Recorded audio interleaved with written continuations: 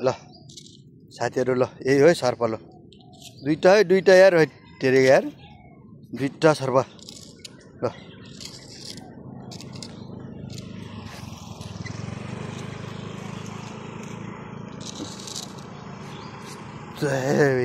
यार मलेसियाको सर्प यस्तो हुँदो रहेछ है साथीहरु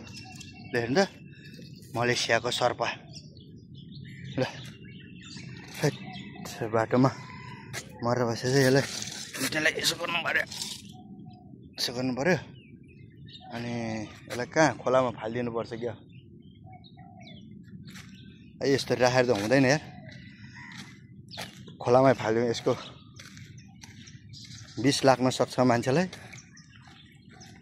यहाँ खोलामा फाल्यो भने त केले खान्छ होला नि है मान्छेलाई विष त लाग्दैन ल ठिक यार बाटोमा सर्प यार यसरी अनि मारेर फालेछ यार म त यस्तो खुट्टा टेक्यो क्या साथीहरु निक्क भयो नि यस्तो गरेर हेऱ्यो त सर्प रहेछ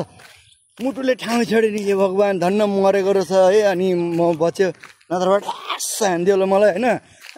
म सर्प हुन्थ्यो होला